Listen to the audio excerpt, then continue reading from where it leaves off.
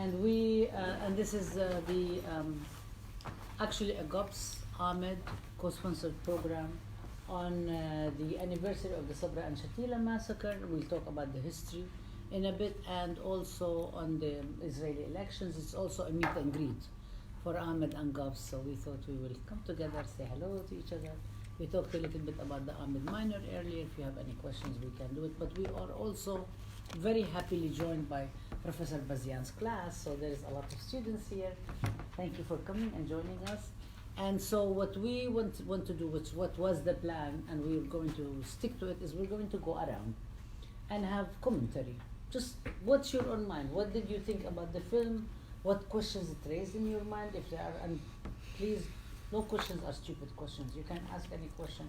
You're a student. You're here to learn, so you should be able to learn. So you can ask questions about the history, about what was going on with the interaction and so on, about anything. We're not saying anything now because we want to be able to let students go.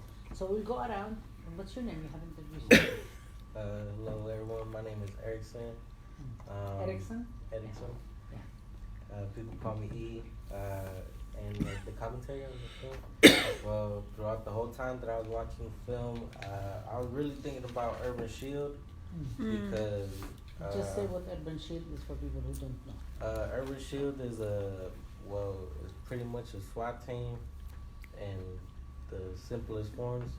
They say it's a trio of medical, police, and fire department all working together for real life scenarios. But in reality, it's a SWAT team. Started in Alameda County, and they had war games back in the day. We're still debating the issue of those war games are not taking place in Oakland no more, which is the good part of it, right? But to this day, like Israeli police, the Mexican authorities have been condemned by Amnesty International for being using these militaristic tactics that affect people not just here but in other places in the world, and that's just out of pocket, how we say in Oakland, right? And it just goes to show you, like, as much as people say that we're progressive in Oakland, or like we moving forward, right?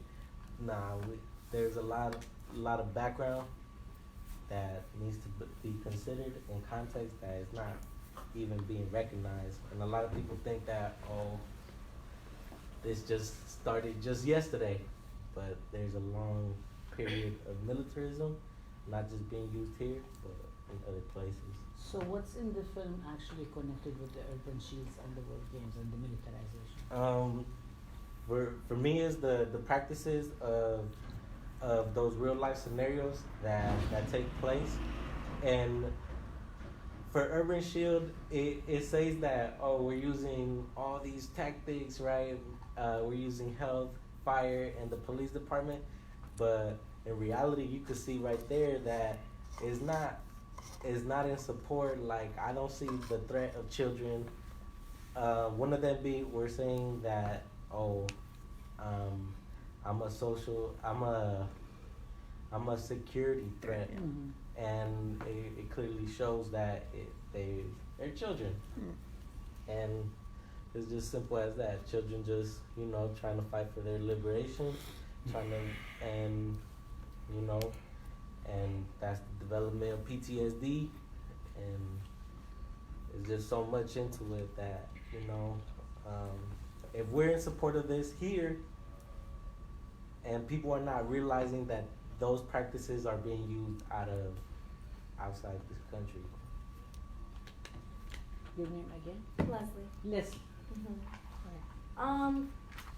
The amount of love and passion that was within all the family and the girls, it was kind of hard to watch some of the scenes because of the amount of love and connection they have with everybody. But it was good to watch. It was good to be reminded of that passion that still holds with the families, and so forth when they're separated.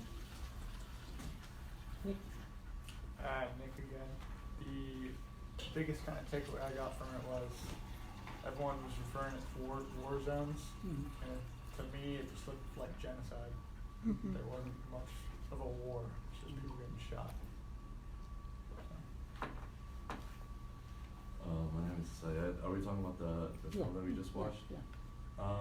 I could say most of the stuff I'd probably already seen because I did go back home and I do have a auntie. She lives in one of the concentration camps also, so I wouldn't say I can relate to it, but like I've seen it before and whatnot. So Have you ever seen this film before? this film, not necessarily, I haven't Oh. seen it necessarily. But your aunt, where does she live? مخيم الأمعاء. الأماري.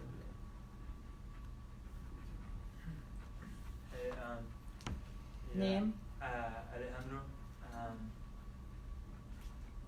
It was really endearing to see like how loving was it Manar and the other Mona or Samar.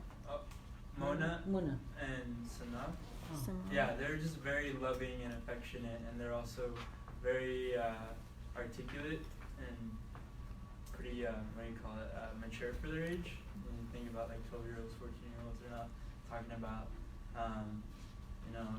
yearning to go back to their homeland and understanding like the domains of power that control them from not going to one place to another. And it's kind of devastating to see that, and especially like knowing how conditions are for people in the West Bank. But at the same time, I have a lot of hope in Palestinian people and their resilience and how they're able to carry on and build relationships despite all they go through. My name is Leah. Leah, right? Yes, Leah. My biggest takeaway was I really liked the way it was filmed and how there were multiple storylines throughout. Obviously the overarching story was these horrible living conditions and the tragedy that these people have gone through, but also they're just normal kids. They remind me of my little sister. And I think that in America, we don't usually see specifically Palestinians, but most, Arab people in Arab countries portrayed as normal people. And I think that that's something that this film did really well, was just illustrating everyday life. They have friends, they have family, they're interested in boys. It's just all the same normal, everyday kid stuff. I think the beats in the film, the way like each scene was portrayed, it allowed a very well-rounded portrayal and authentic portrayal of the lifestyle of the Palestinians. Especially the filmmakers, I guess, while editing, didn't leave much emotions unexplored. Mhm. There was like the emotion of love and betrayal and like heartbreak and loss, and everything was portrayed in a nice way. Marilyn, right? Yeah, Marilyn. I feel like I can agree with what everyone has said so far, but a couple of things that really stood out to me was the amount of love that was shown, even though they have been through so much loss and like heartache, right, and violence. And the fact that they could show up to the border and like kiss each other on the face and grab sand, grab dirt and exchange that with each other, like that really stood out to me. The fact that they grabbed dirt everywhere they went, and when I'm sorry, forgive me for forgetting her name, but the one girl that was like, I'm gonna travel to your village and I'm gonna like take a picture for you, and she even took some dirt back with her. Like that really stood out to me, and it just showed like they're so knowledgeable over, like they know exactly where their land was, they know exactly how it was taken from them, they know exactly who they're fighting against. Like these are really young kids, and I would have never known like the history of like my people at that age, so I really admired that about them, and I really admired their resilience and their strength and the amount of love that they could show regardless of all that. Arifa, I thought the contrast between the sort of like really heavy themes that they were speaking about in the film with like the art and the music was a really interesting contrast, how they split that up. That there's like so much sadness and like heartache, but then they contrast it with like the dancing and the music and the laughter. So it's just it was nice to have that broken up that way, because it could easily be really dark and depressing. So I appreciated that they did that. Yeah, I'd say like one of the things that it's kind of like a small detail, but like when a lady was at the border, like showing her son's like pictures, saying if you find or like if you know anything about him, like tell us on the radio. It's kind of thing like the same thing is still happening, but we just use like new mediums now. Like we have like social media and stuff. So I think that's like. Gabriel, I didn't realize how bad the situation was, I guess, and I didn't realize there were people actually living in like prison camps. You know, it's pretty messed up. A couple times I got a little teared up there actually. I'm Rasul, yeah. Mainly I noticed like some words that were really close to Turkish dictionary, and that kind of stood out to me because I could relate more. And the fact that they were portraying kids which have like no political opinions, like usually in these things political opinion is the main like issue, and then the way that kids were being portrayed, it made it seem like a real issue rather than like just two sides fighting. And yeah. Lena. Lena? Yeah, Lena.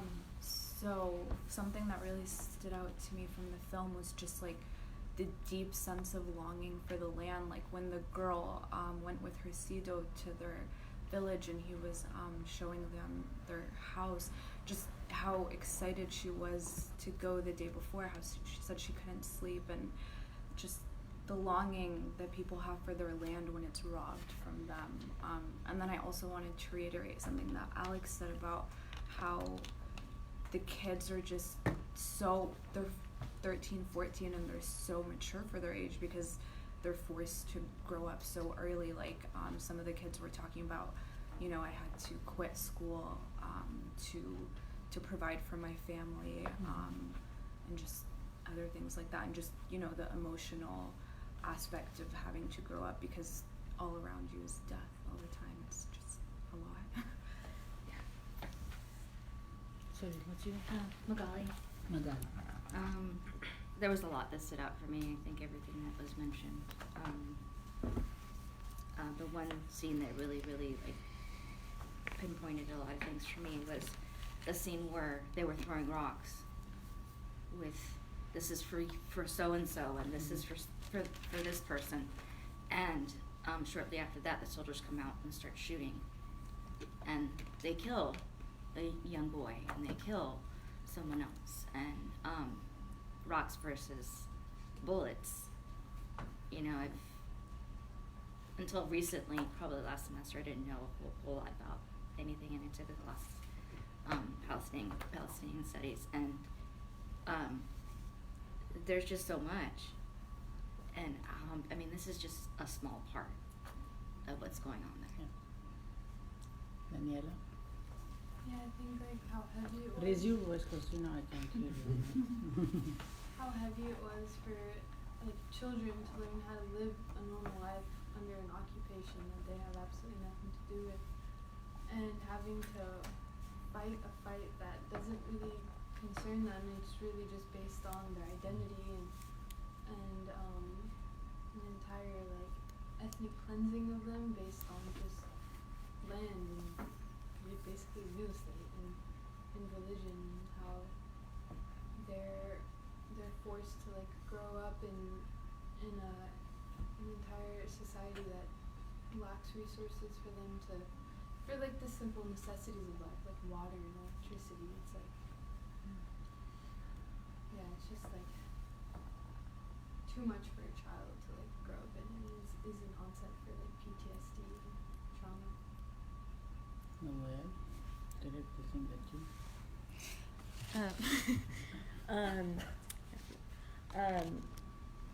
Yeah, for me it was not necessarily, like, it was just, even though I've seen a lot of stuff like this and there, and that there's always more that you can see and know, and I think that it just felt so heartbreaking to see them like through the fence, you know, that was just, it, you know, it makes they're just kids, you know, like they're literally just children that shouldn't have to go through any of these things. They shouldn't have to, but the way that they're dealing with it is just so remarkable.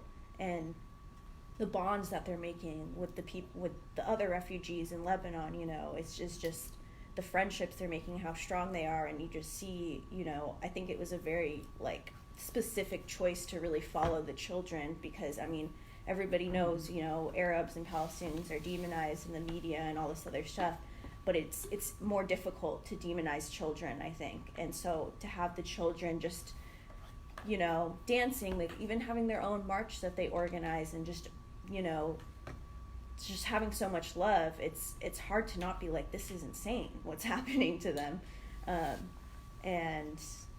But yeah, when they were through the fence, it just broke my, you know, the way they're passing food and they're passing, you know, and with the dirt thing especially, like, you know, I always knew the importance of, you know, my teta, my grandmother, always kept dirt from Jaffa with her, you know, and always had it in a jar and had it next to her bed. That's where she's originally from. And but it when I saw it again in there, like the way they're picking up, it's like, this isn't like so many Palestinians, this is something they do, and it's like a nice thing, but it's also so sad in a way that that's the only way you can feel this physical connection to your land, like how separated you really are to have to, you know, to use that. I had Alex, when he was in Palestine, bring some back from Ramallah for my mom too, and but yeah.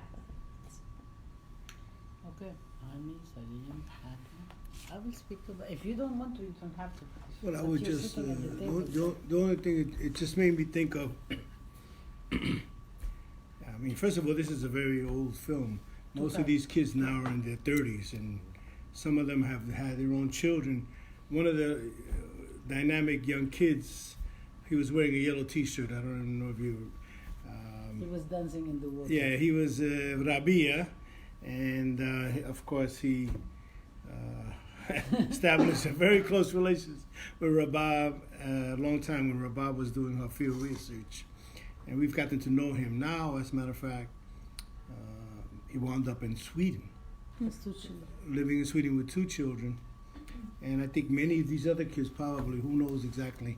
But it made me think more of the most recent development when the young kid who was accepted into Harvard from a refugee camp, and then comes and has to deal with the fact that he gets abused at the border and then gets sent back.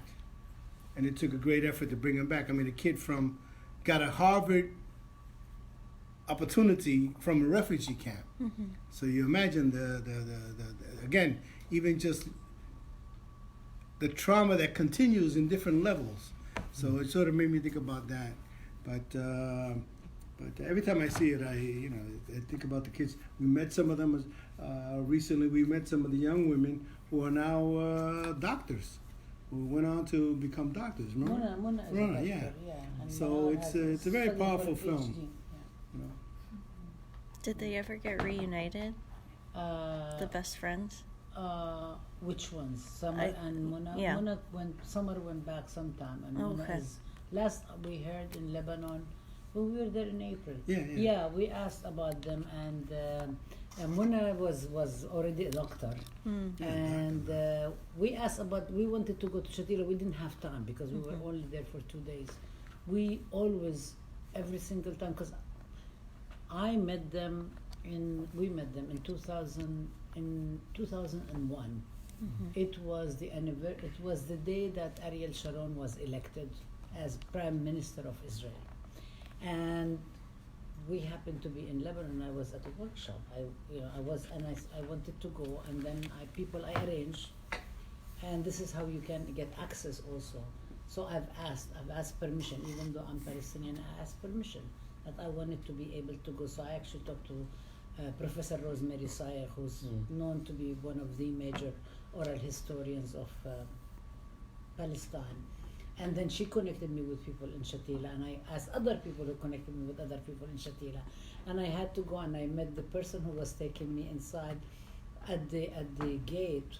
Jaime was with me, where the Kuwaiti embassy used to be, from which the people who went and massacred, the folks came in. So we met the person, he walked us over, and then we went to a center, Najda Center, and we started talking to the woman. Her name is Nuhad, and she became a friend of ours.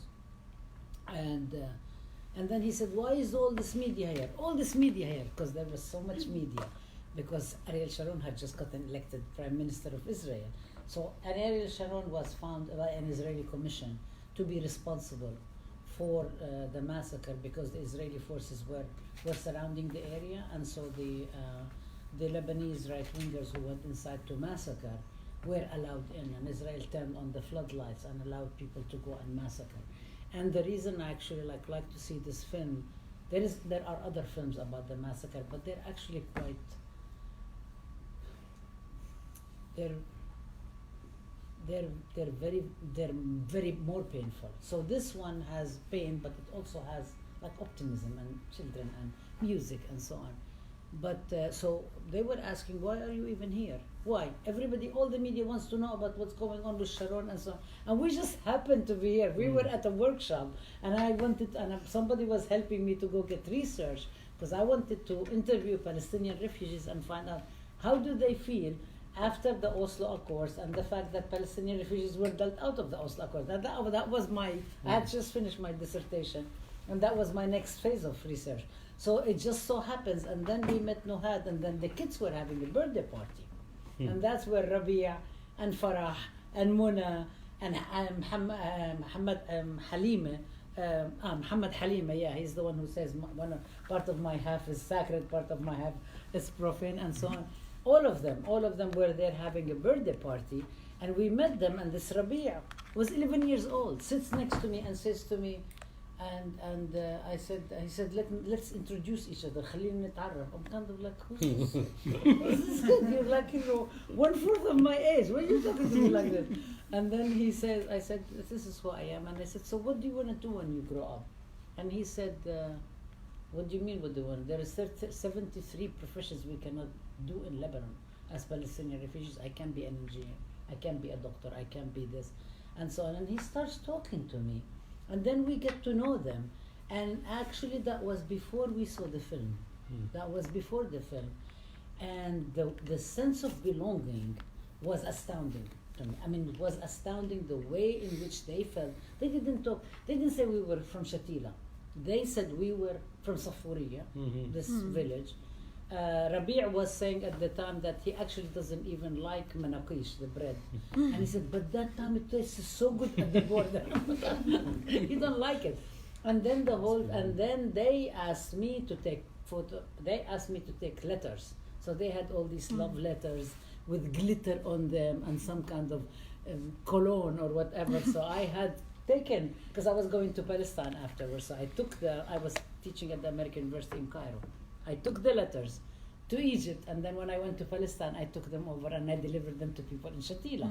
And I carried the stuff back. And even with the dirt, I was living in Cairo, and there was a young man, Uthman, who was part of the people who were the doormen in the building. And I said to him, what would you like me to bring you from Palestine? He said, bring me dirt. He said, he's Egyptian, not Palestinian. He said, bring me dirt. And I brought him dirt. And for the kids in Shatila, I brought lemons from my mother's garden. And we went with them to the south. We recreated the trip. We went all the way to the south. And they did not just eat the lemon, they even ate the rind, because they did not want to throw anything away. I mean, it was kind of like, everything was so symbolic. Because the kids, this is from Shatila, they've never been to Palestine. They cannot go to Palestine. They cannot go. They're not allowed to go. So the closest they were able to get is to meet at the border with the kids from Shatila. And then we also went to Shatila, and this is where actually I mentioned to you before that we're going to have the mural course next semester taught by Professor Susan Green.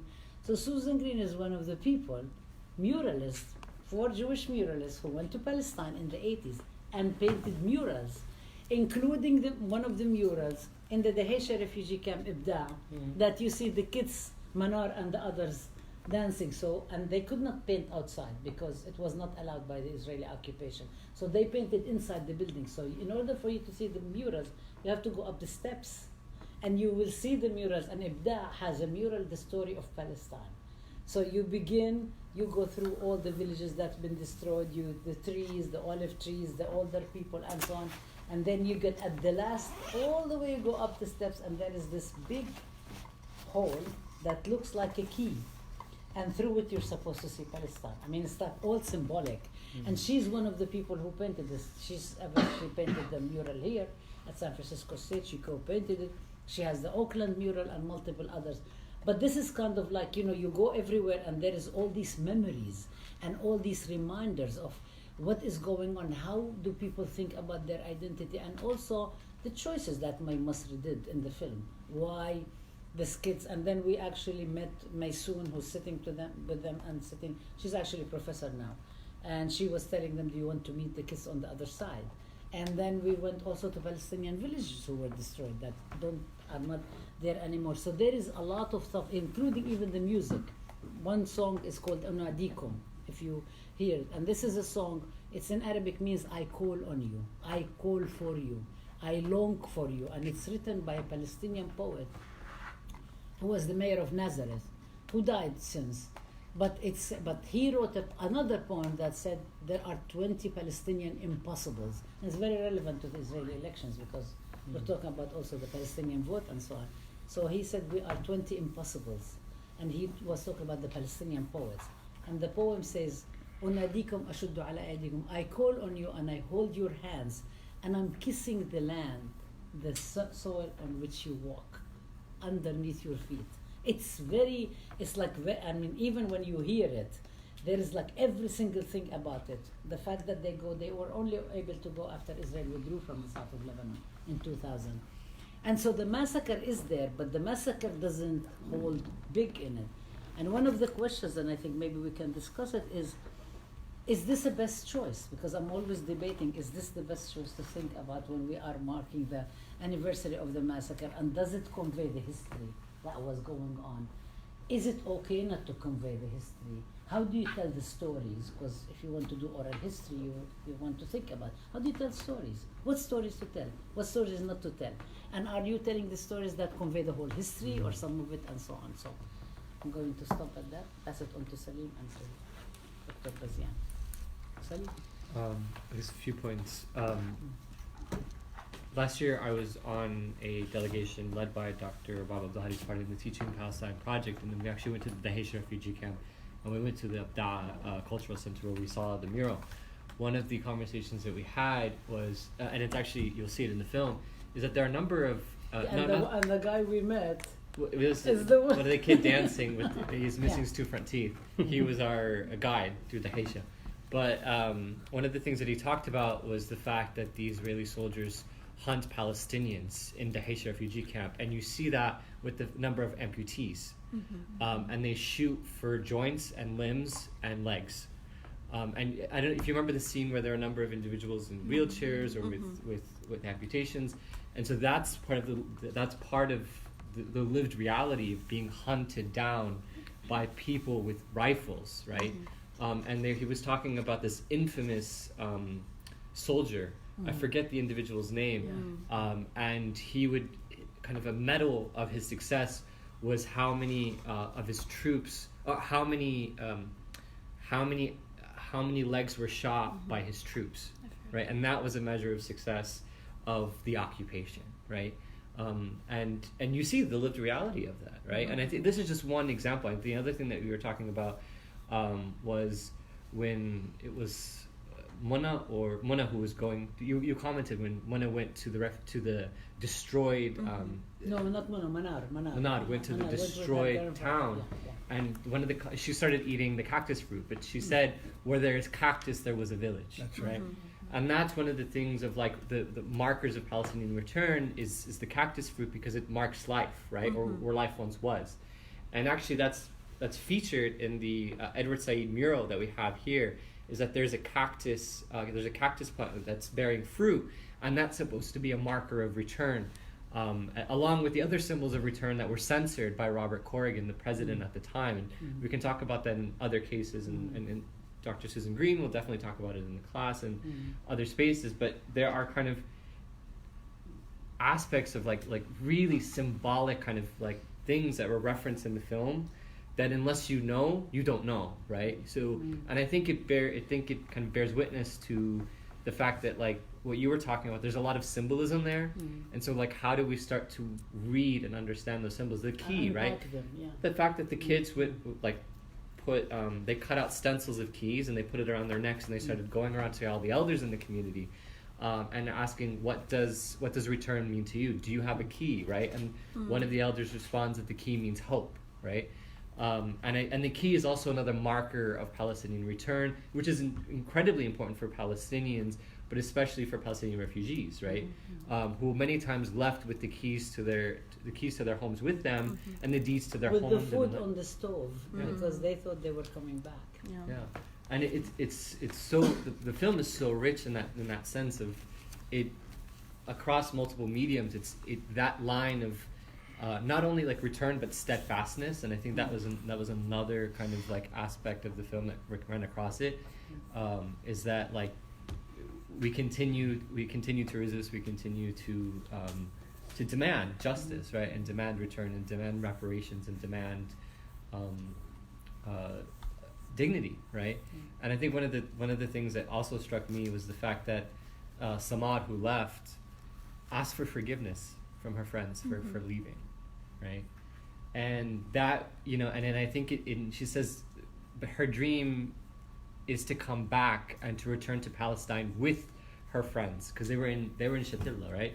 So she wanted to go back again in the future that she imagined, in this just future she imagined. She would return to Shatila and they would return to Palestine together, collectively together. And I think that was really inspiring to see, is the resiliency and the fact that then she goes and she speaks on the White House lawn, right? I mean, and it's amazing, right? She's just like, no, and she's gonna dance on the White House lawn too, right? And she's here and she's present and she's gonna be heard and her demands are gonna be met. It was wonderful, absolutely and wonderful. I just want, before Hatem, you take over and you speak, I just wanted to say that one of the things that Salim spoke about, teaching Palestinians, actually we were planning to do a study abroad in Palestine in June, and we have here students who actually signed up, filled out the forms, and they were going to go and so on, and then it was cancelled by the university because of Zionist pressure and so on. So we would like to do the trip in January. So those of you who are interested, and it will be a complete course, study abroad in Palestine. We would like you to support it, organize it, push for it, because it will be an amazing experience to be able to interact. I actually wanted to share something which I wrote that touches on this piece I had titled Commemorate, a collective narration of Palestine. And just part of it that I wanted to reflect upon. I said, Palestine is narrated through calendar dates and commemoration, as if a collective effort is undertaken to make sure that each event causing the erasure is rewritten over and over until it is permanently reaffixed into history. The commemoration becomes a way to narrate history and undo the erasure of Palestine.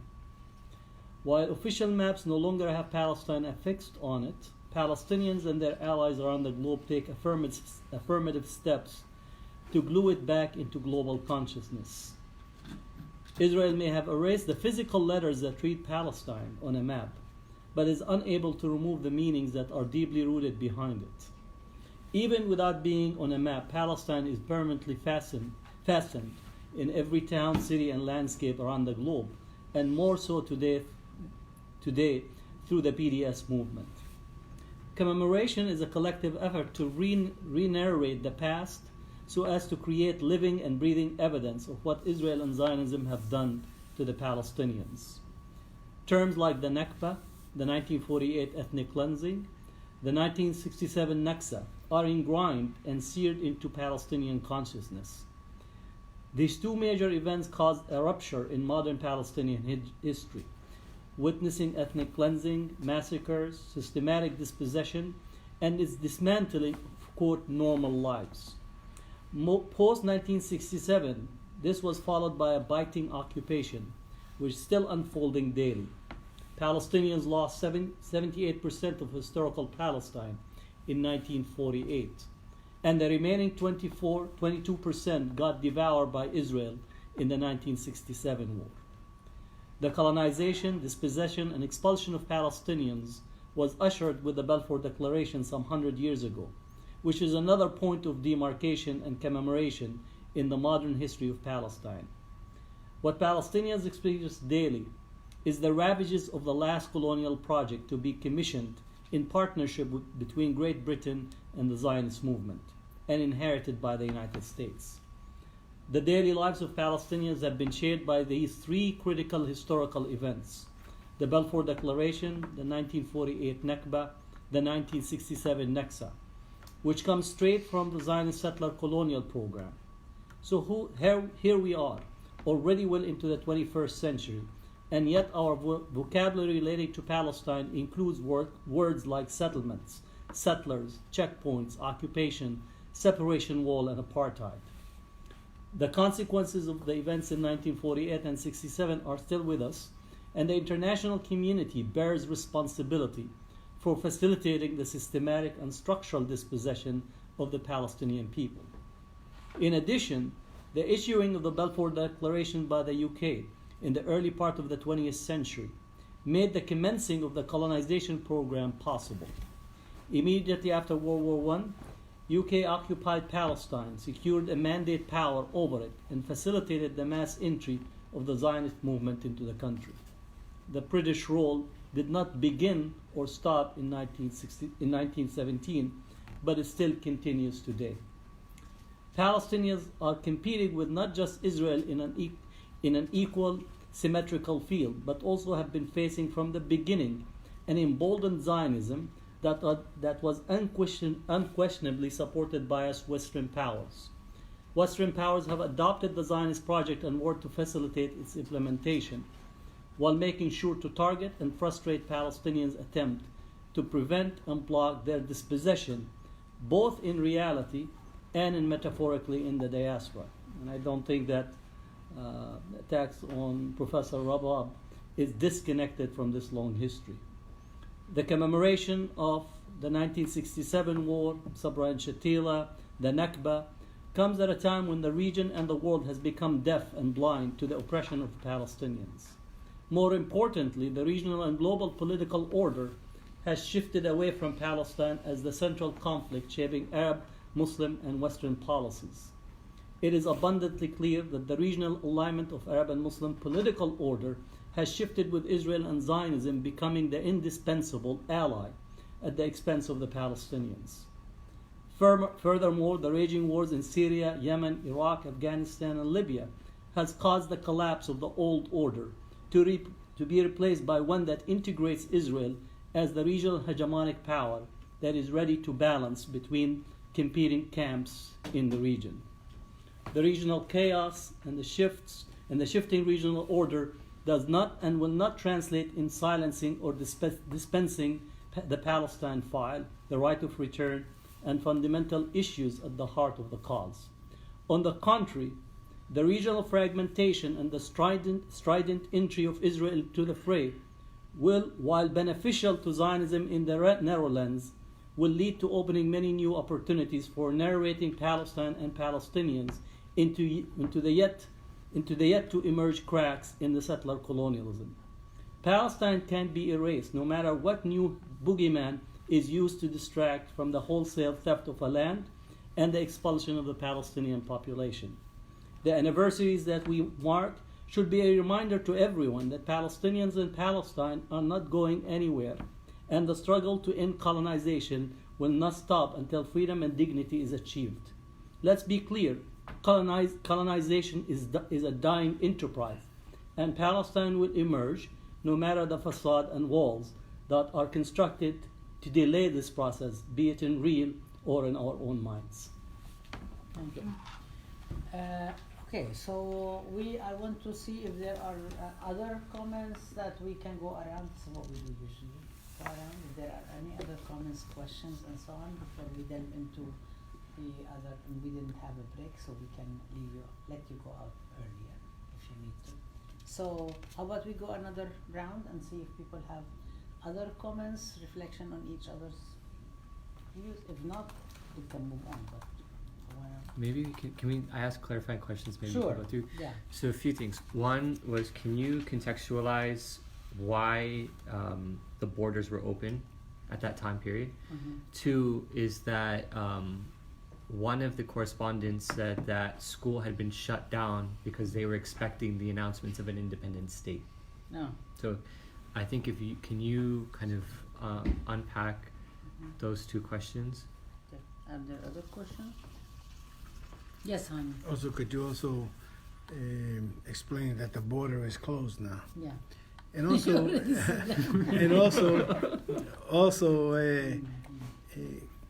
why is some history.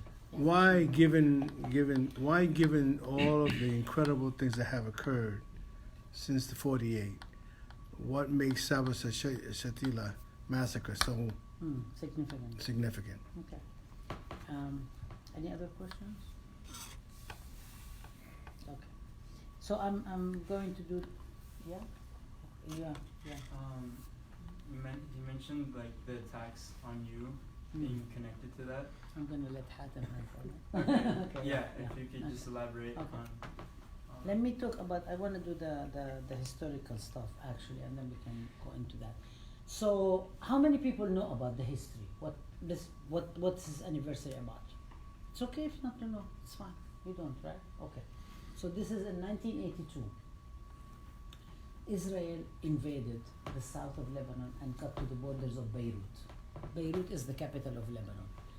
And there was a summer, a whole summer, from June all the way to kind of like September and so on.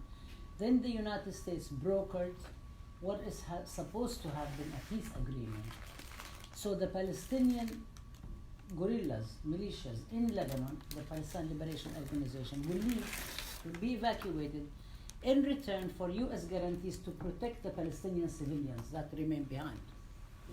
So Shatila is one of the refugee camps in Lebanon. And what happened is that the Palestinian fighters left. So there were no more fighters. They were scattered over 7 countries throughout the region. And overnight, the Israeli appointed president of Lebanon, Bashir Gemayel, was assassinated. Now the people who supported him thought that the Palestinians have assassinated and they were going to go have revenge against the Palestinians. But it didn't really make sense because it was very planned. I mean, from actually learning about the massacre afterwards, it was planned. So they went in, and very few guns, mostly with knives and weapons that don't make noise.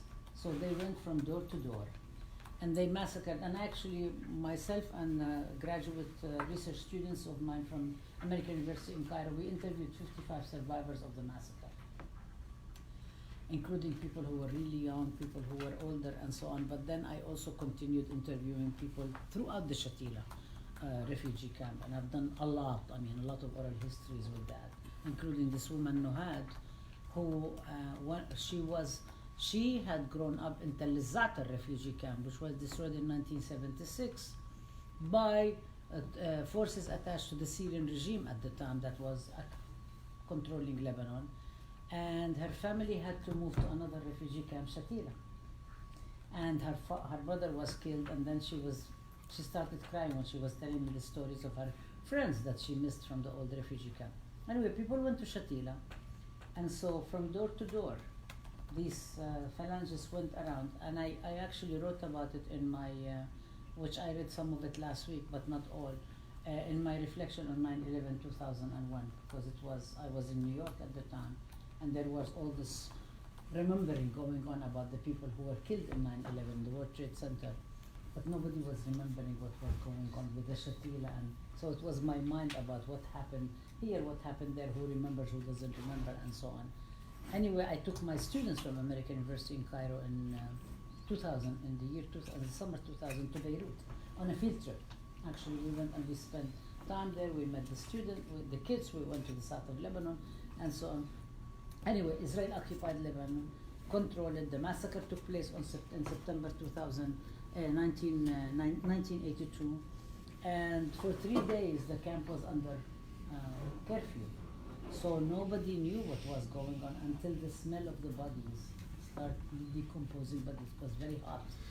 And then the international media, the international journalists, people went in and they found the bodies decomposing in the street. I mean, slaughtered people.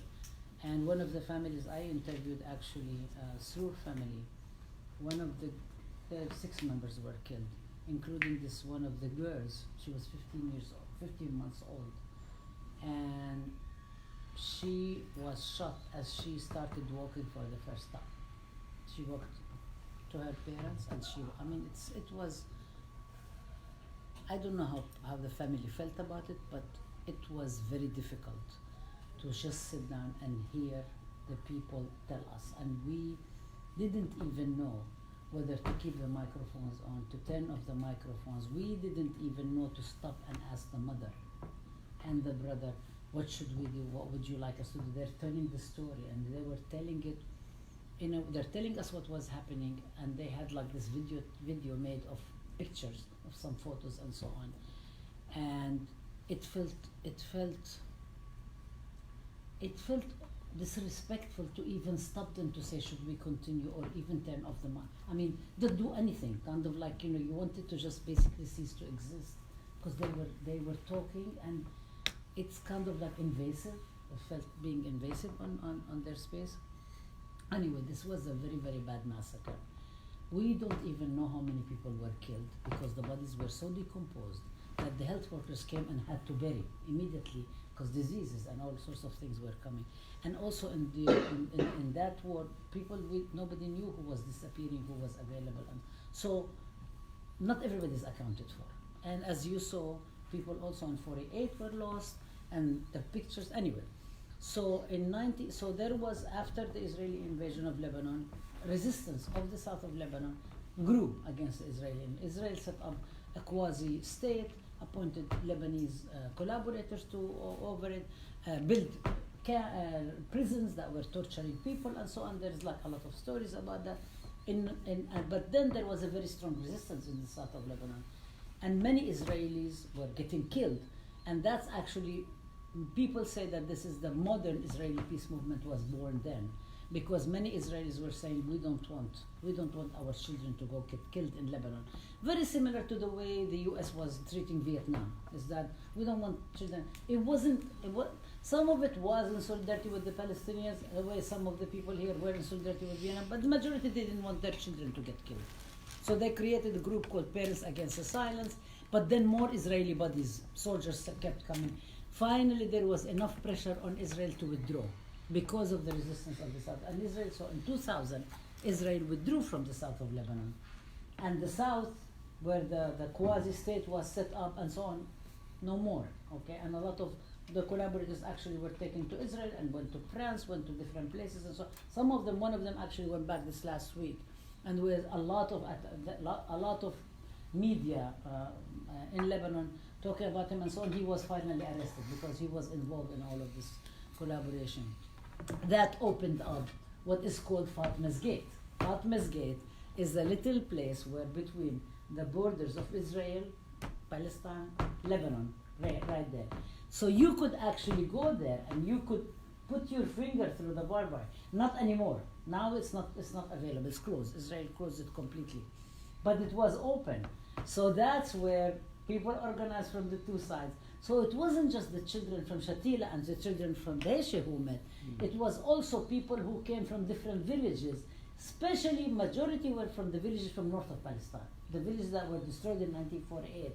Because that's the closest. They can just get on a bus and get closer than if you want to bring people from Gaza, from Bir Sabah, from the south, and so on. It's too far. So that's how people got in, and some political organizers and activists, as you saw there, including actually some of the people who worked with me in the Union of Palestinian Women's Associations in North America. They happened to be in Palestine and they went there. A few of them were actually giving away the manaqish, the za'atar bread, and so on. So that's how the border, what the border was, and so on. They went twice, by the way. There was the first trip, and then the second trip, and Hassan Hassanin was killed by the Israelis. But and then, so that's one thing. Then, in terms of the independent state, people were thinking an independent Palestinian state will be announced because the Oslo Accords between Israel and the PLO was signed in 1993, September 13, 1993. Last week was the anniversary. And the final status resolution was supposed to be 1999. 1999, there was supposed to be a Palestinian state on the West Bank and Gaza. Israel was supposed to have withdrawn. The refugees, there were supposed to be negotiations over the refugees. Actually, they were taking place in Canada. And they were supposed to kind of settle all these issues and so on. So people were thinking that there's going to be a Palestinian state, but it never happened. So this is why they were thinking about it. And I asked the kids about that because I kept asking them, so the Aqsa Intifada has just started. So I kept saying them, so what do you think about what's going on in the West Bank and Gaza and the 48 areas and so on? How do you feel as you're Palestinians? How do you feel? And there were discussions about Palestinians not being refugees, not being allowed to be returned. Okay, so there was a lot of discussions about paying some money, allowing some 100,000 refugees, but not the rest. So there was a lot of noise going on at that time, and people were very upset because, especially in refugee camps, because they wanted to return. They wanted to be able to decide whether they want to return, they want to be compensated, whatever. They didn't want anybody else to decide for them. So they were saying that they were happy that at least part of the Palestinian people might become free. So, they wanted to be free themselves, but they were speaking about that. So now they closed the border, so there is no border. You cannot get to Fatma's Gate anymore. You cannot. And since there was a war in 2006 where there was a war between Israel and Lebanon, and Israel bombed the south of Lebanon, and so on. So it's not. And why Sabra and Shatila in particular? Some people say it was convenience. Some people say, because the Israeli military was occupying the area. But Israel was occupying the whole south of Lebanon. So there are a lot of refugee camps. So Shatila was one of the places that was a symbol of resistance. So we talk about the mural, right? And one of the things that are missing from the mural, I don't know if you talked about, is the cartoon figure of Handala, the little cartoon boy that was drawn by Najl Ali, the Palestinian artist who was assassinated in London by the Israeli intelligence services. And he lived in Shatila. That's when he began. This was a place where a lot of resistance was existing. And actually right outside the Shatila is the biggest cemetery that belongs to the PLO, to the Palestine Liberation Organization. That's where many of the leaders from 1948 to the people like Ghassan Kanafani, the writer who was assassinated and so on, they're buried. So one of the things we do when we go with colleagues, and one of our indigenous colleagues, Keolani Keoani from Wesleyan University, she actually wrote us yesterday and said, I remember when we went together and we went over all the graves, and we'll stand on the grave and we'll talk about the story, and that the graves themselves become the history also, represent the history of Palestine. So my dream is not only to take students only to Palestine, but to actually be able to go to Jordan and Lebanon, so you can understand the whole Palestinian reality. It all depends how much we can organize for it to make it happen. So that's and yes, Alejandro. Can you just clarify the phalangists? Like they were the fascist, paramilitary Christian group. Yeah. Connected to the so Spanish Lebanon. fascists, right? Yeah, Hatem spoke about the ways in which Lebanon and about the way in the region how it was colonized. So in 1916, France and Britain had the secret agreement called the Sykes-Picot Agreement that divided the region among them. And in 1917, Balfour Declaration happened where the British colonizers, they call it mandate, but it's no mandate because nobody gave them a mandate. It was mandate, somebody should be mandated. The League of Nations mandated the British to colonize Palestine without actually asking the Palestinians. So what kind of a mandate is that? It's colonial rule. So anyway, so that continued. So what happened when the French withdrew from Lebanon in 1943, they left behind a formula that divided the rule in the country among various religious sects. Instead of actually allowing, this is the constitution that they left the Lebanese behind. The British divided Palestine And then the French left this formula behind that empowered certain sects over others. Now the Phalange is a party, and still exists by the way, is a party that was formed by members, not all, by members of the Maronite Catholic Christians of Lebanon. There is multiple sects that were put at the helm of the Lebanese political pyramid by the French, and because they had collaboration with the French. Now the Phalange party was actually created, modeled after Franco's fascist party in Spain that crushed the Republicans in the south when there was the Republican rule. And I don't know how much you know of the history, but you probably know about Picasso and Guernica, his very important painting about Guernica, which was a Basque village that was completely blown to smithereens by the fascists. So they formed their party in Lebanon after the Phalange party in Spain. I mean, were very fascist, I mean really fascist party. And they continued to become very much right-wing allied with specifically the West, first France mostly, but then when the France and Britain waned and the US took over, they became very much allied with the US, and they were allied with Israel as well. So from 1973 to 1992 or so, there was 1975 something, the Lebanese Civil War was going on. Actually 1973 was the first time of the bus. And the Lebanese Civil War was over resources in Lebanon, and it was also the Palestinian resistance was in Lebanon, so it was allied with the Lebanese national movement. And there were the right-wing forces, which was the Phalange were very big part of them. The Libertarian Party, Ahrar, was another part of them, and so on. And they used to rule, kind of like rule Lebanon. Now the Civil War is presented as if it's between Christians and Muslims, but it wasn't, because there were many people who were actually involved in the Lebanese national movement who were Christians.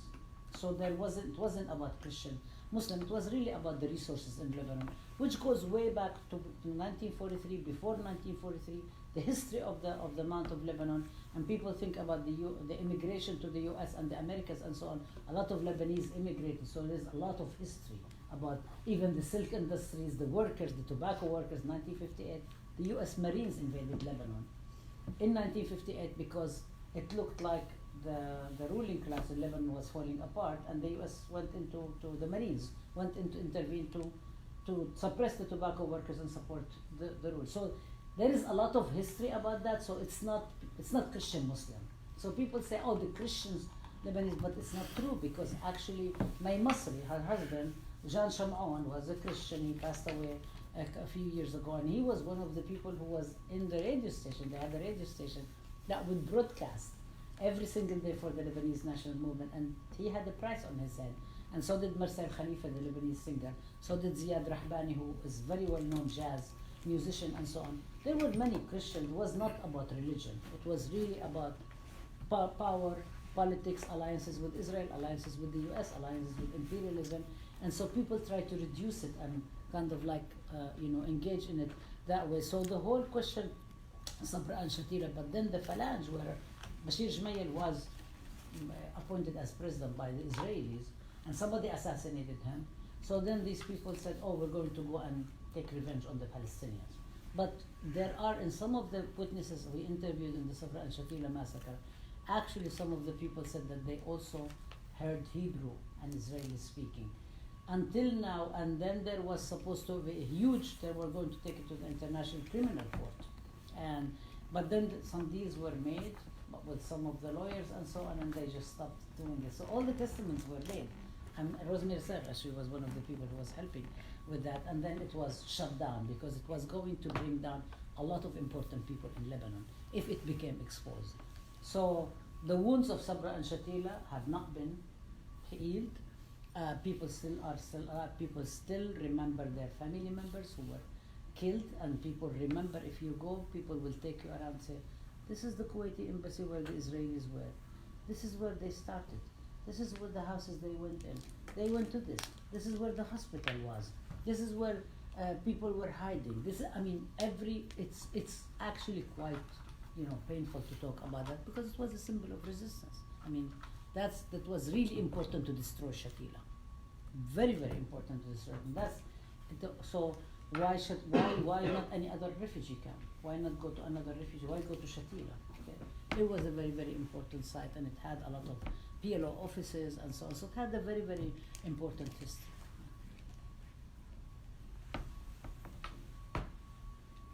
Any other questions, discussions? Yes. So before the Gabriel, right? yeah, before the massacre, what was it already like a prison camp in the way that we saw? No, in no, the it video? wasn't a prison camp. It's a refugee camp. They were in 1948 when Israel was founded.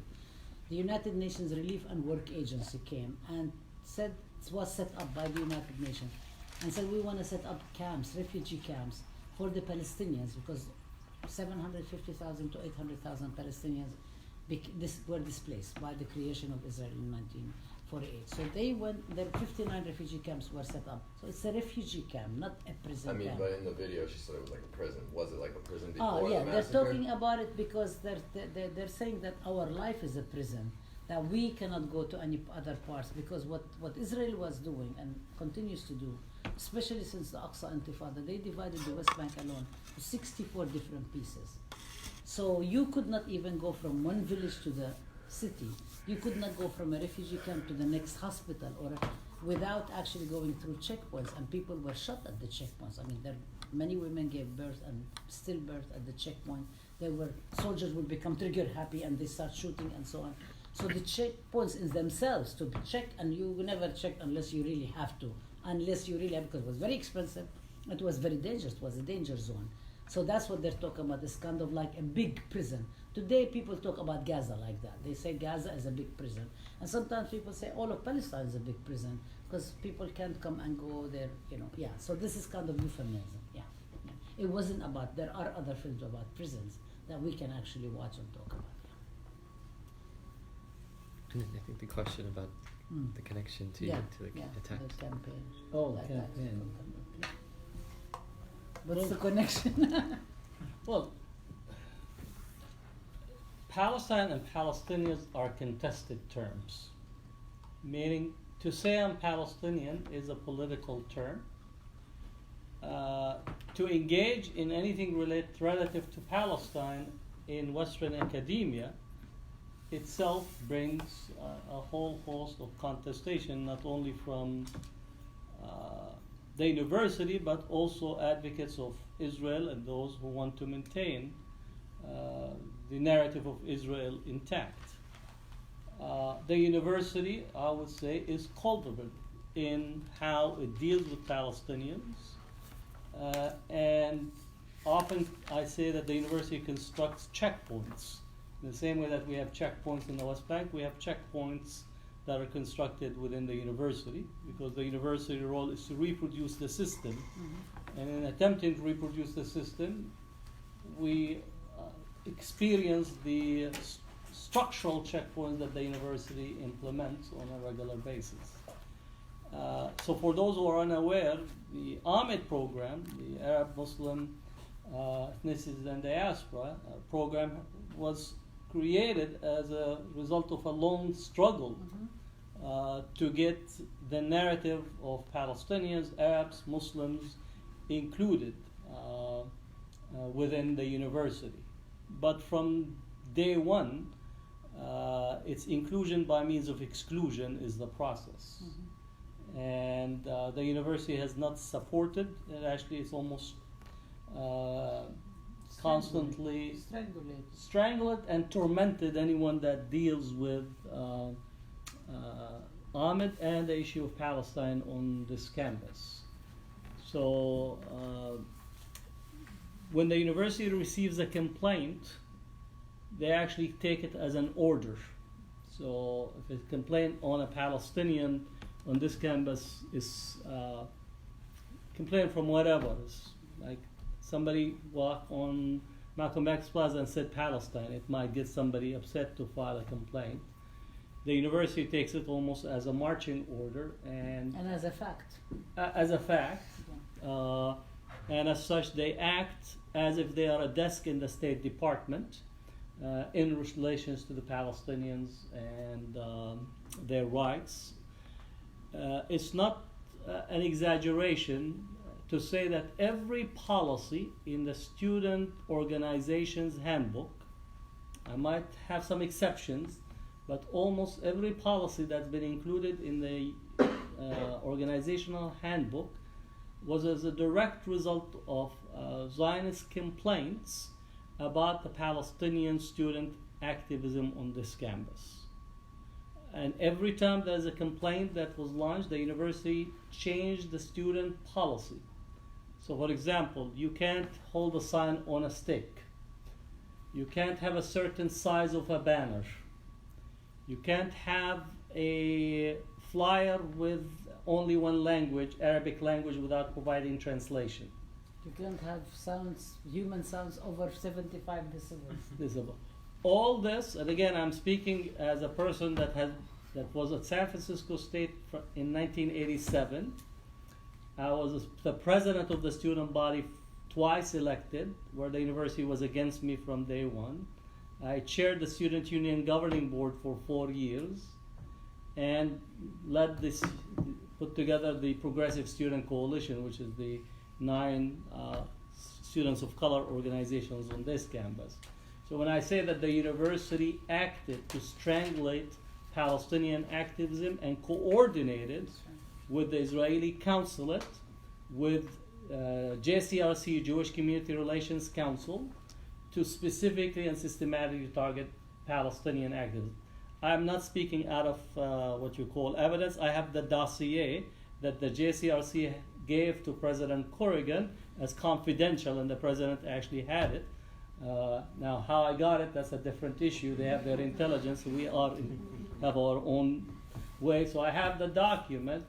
Now, the university, now just to show, if some outsider comes and complains about any one of us professors, the university is our employer. Before they take an appointment with somebody from outside, they have the best interest of the employee. They're supposed to. And if there is a complaint, that complaint go through the actual normative processes. But in this case, the university president actually acts as if he is manning a checkpoint in the West Bank. And that's how he acts, and that's how, now it's a she, we'll see how that's how they act. And I'm not speaking about only UC San Francisco State, UC Berkeley, and so on. In the vote at UC Berkeley for the divestment bill, which is the student council, we got freedom of information request. We found that the university chancellor was coordinating with the ADL and the Israeli consulate how to respond to the students exercising their democratic fundamental right of expressing their point of view on an issue of importance to them. And he ended up being now Israeli lobbyist. He's the president, your chancellor, Yudov now is Israeli lobbyist. Yeah. So the chancellor was coordinating with ADL, Abraham Foxman nationally, and the Israeli Council General. Now just to think about it this way, the chancellor of an American university coordinating with a representative of a foreign country against the students of his own university because they had the temerity to express their support of the boycott, divestment, sanction against a country that actually is violate human rights and receives about between $3.5 to possibly $11 billion from. Now to say it's an absurdity, it's actually an insult to the whole category of absurdity. It's beyond. That's what you have. So again, what the experience of Rababin here is basically they want to shut down this AMIT program. And the way to shut it, you could hire somebody, but if you don't give them the resources, Rabab should have had 2 professors that were supposed to have been hired in order to develop the program. But they didn't, they yanked it out from her, so she has to basically be almost like a superwoman, and she is, but that's beside the point, in order for her to run and develop a program. So this is killing it by what you call fiscal policy, and university deliberately engaging in strategizing of how to actually undermine a program, an academic program. Yeah, and actually every single time we started making inroads, every time we start making gains, we pass the minor, we create the Edward Said Scholarship, we create an agreement with Al-Najah National University and so on. The Zionist attacks escalate, and they create some kind of one crisis or another to say that there there is a rise in anti-Jewish animus at San Francisco State as a result of Palestinian activism and teaching. Now, I have no doubt that there is anti-Semitism at San Francisco State, because we know last year we had a Nazi student in my class, right? So, I mean, we know that there is. We know there is a lot of right-wing stuff, a lot of racism, but it's not as a result. And actually, the judge in the lawsuit that was filed against me and the university, judge found no evidence whatsoever, even though the Zionists had a mega firm of almost 1,000 lawyers supporting them. The judge said it's not true. The judge dismissed with prejudice. So it's not, there is no evidence. There is actually nothing. We engage with our Jewish sisters and brothers. We are the first to actually stand against anti-Semitism, and so we're very clear about that. There is no question about it. But every single time Ahmed makes more inroads, every single time Palestinian students are engaged in defend and advance ethnic studies, and the Ahmed studies is number one demand again and again and again.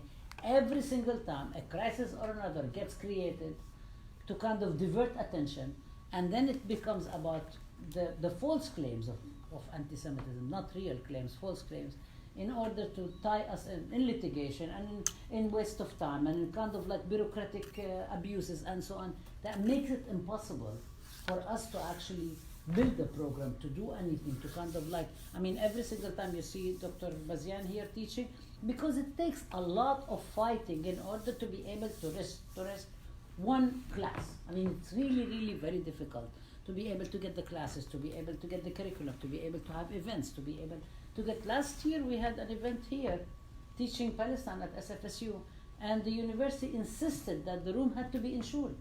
This room has never ever been insured in the history, ever. This is the conference room of the College of Ethnic Studies. It's our pride and joy. This is a sign of liberation. This is the sign of resistance. This is the sign of the 68th strike. I mean, never. All of a sudden they said, oh, we think there are going to be a lot of people. We are worried about safety.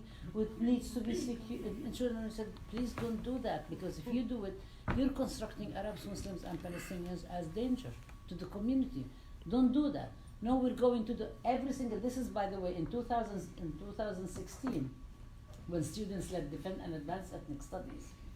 There were supposed to be a meeting here in this room with the president, the provost, and the cabinet. Now the president's office came and said, oh, it's too dangerous, the risk management.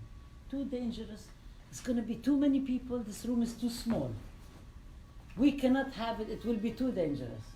We're going to move it to Seven Hills because it was going to be too dangerous. I mean, this is always the question of kind of like the safety and the security of students and faculty and staff only comes into bearing, only when it is convenient for the university to shut down any kind of activities, you know. So now I have a death threat. I have a letter of death threat against me. I've received multiple death threats. They've never investigated them. They assign my classes in very dangerous zones, and I've already spoken about that. My Edward Said class is assigned a few doors down from the professor who teaches Israeli studies, who served in the Israeli army, who continues to be active duty in the Israeli army. That's very dangerous for me. It's dangerous for campus climate. Like, why even do it? Okay? But they don't do that. But then, when they want to like disrupt a meeting, they say, oh, it's going to be too many people. It's too dangerous. We need to move the meeting. We need to ensure. They actually forced the insurance of this room, which has never been insured, never, ever in the history, all because they were monitoring our Facebook and seeing how many people are signing up and say wanted to attend this. Yeah. Sorry if I'm taking up the mic, but weren't both of you like targeted by a specific, or I just would like to elaborate having both of you in the room. Well, I talk about your own death threats. I get like on average once a week, maybe more. Since David Horowitz and his gang have labeled me as the most dangerous professor in America. Wow. So every time something happened, like you remember after the election of Trump, we had the whole attack on Berkeley. They plastered all of the campus with my photograph and my image and terrorist, demonization. and I don't know if you saw the article in the New Yorker, where there was a whole private Mossad spending $2.5 million to target me. Came in the morning, all my street was flooded with posters. Including your own car. My car and the whole car is on both sides, and in that. Now the university's again response is they gave me when I complain, I have like one of the longest and thickest file because every time I get a threat, I send it to the university. They come take a report and they give me a stress manual pamphlet. And that's what they did to us too. Right, so I said thank you very much, and I continue to do the same thing I do. But again, the university acts as part and parcel of being a desk of the State Department, and that's how they deal with threats or attempted threats on Palestinians. I would argue it's also the same thing in relations to other communities of color. Yeah. Right? The university mobilized all its apparatus to deal with what you call campus climate. The whole framing of the campus climate was about a number of Zionists complaining about PDS and pro-Palestine activism. So the machinery of the UC system moved into trying to do a whole work on campus climate. Now, if you ask African Americans on the campus, almost every day they have the most horrific racist campus climate. But their problem is that you don't have a response because they should have this, at least from the attitude of the university. So all these issues become secondary in relations to how the university respond to it. And I would say it's not unique for me or Rabab. I would say if you look at Edward Said, he faced such a tremendous, if you talk to Joseph Mas'ad in Colombia, Hamid Dabaji, if you Lisa Hajjar as well. If you just take a look at actually we had the panel yesterday from California School of Stephen Salaita case, just not even in teaching, just on Twitter, his private domain. And I know he was fired. He was fired. He's no longer actually in the teaching enterprise as a whole. Compare this again to John Yoo, who's teaching at UC Berkeley Law School, who authored the torture memos for the Bush administration. Yeah, John Yoo, yeah. So he's still teaching at the university. He still has his tenure track, and the university protected him. Authoring torture memo, just think about what is the ethical basis of a university having a professor that authored the memo that gave the legal framework for torture, the expanded torture regime, and yet the university is still supporting him. Compare that to, let's say, how they approach Palestinians or other faculty of color. Well, the provost wrote me an email, said to me, if you feel threatened... Call 911. No, she said, call campus safety if you feel threatened. After I receive a death threat letter, like, what do you want, how do you want me, what's the degree if I feel? What's the if? Where does it get to? I just wanted to mention just the results with the Israeli elections. Okay, so they're saying that Netanyahu and his group is between 34 and 33 seats. The other group, the blue and white, is also 34, 33, we're not sure. The Arab list between 11 and 13, some people are saying maybe 15. Shas, which is the Mizrahi, part of the Mizrahi, 6 seats. Israel Bettino, Lieberman is 8. Yehuda HaTorah 8. Ayelet Sheket, the United Right, is 6. And the so-called Democratic Camp is 6.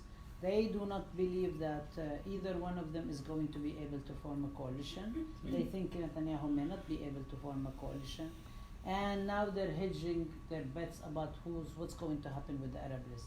I just want to say one thing that I think it's really important for us to take away, because there's going to be a lot of speculation tomorrow, is that irrespective of who gets to form the government, both groups, parties, whether it's the white and blue, by the way, the reason it's called white and blue is because of the Israeli flag. That's why the party is called white and blue. And Netanyahu, they both are competing who is actually much more who has killed more Palestinians and so on. So we're not talking about parties who actually want to have peace with justice. We're talking about parties who want to continue the denial of Palestinian rights. So as whatever happens is going to be tactical issues. At the end of the day, if they do not address the real issues that need to be addressed, it's going to continue being this way. So, okay, so it's 9:45. Thank you very much. Anybody has any lasting words? If you don't have any lasting words, we're going to let you go. Want you to Minor and Ahmed, please. The form is online. Email if you don't. Probably Dr. Bazian has. If you don't, I'll send it to you. It's on Ahmed website, actually, on the Ahmed University website. We would love to have you. Would love to have you go to Palestine. We'd love to have you explore and learn about the world, not in a colonizing way, but in sort of like reciprocal solidarity. So it's been very nice to have you. Thank you for coming.